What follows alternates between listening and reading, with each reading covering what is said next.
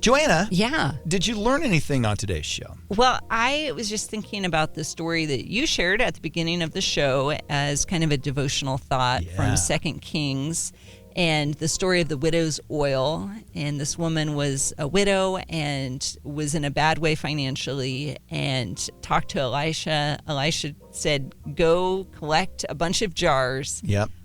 Which she did, and then a miracle happened where all these empty jars were filled with oil.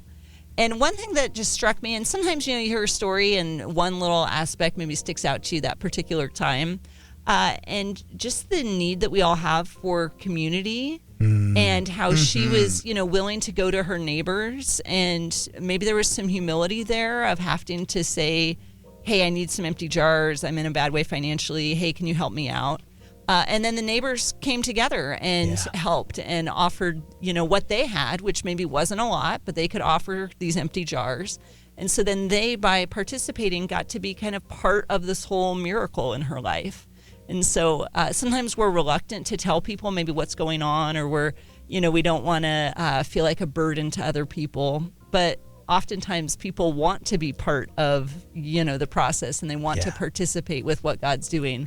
Can't rob them of the blessing of that. Exactly. Yeah. Yep. So that's kind of a takeaway for me today. Good. And how about you, Rick? What did you learn today? Well, I'm going to go back to the Holy Whodunit that we shared at about 6:45 or so.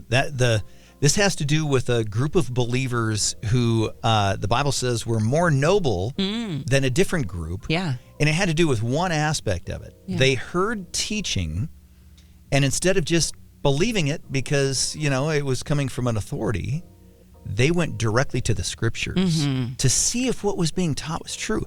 And that group is from a community called Berea. They were the Bereans in the book of Acts chapter 17.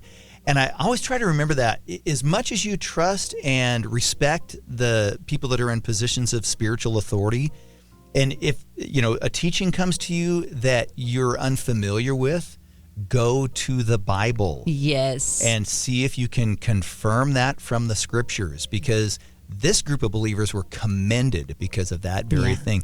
The Bible is our ultimate authority. We thank the Lord that He's put teachers and pastors in our lives to be able to help us unpack what the Word has to say. But the scriptures are our ultimate authority. You got to bury in it. You do. They were more noble than those from Thessalonica. Nothing against the Thessalonians. Just again, Acts chapter 17. Friends, have an awesome day today. Thanks for being a part of our K-Light family, and we will see you bright and early again tomorrow morning. Bye-bye.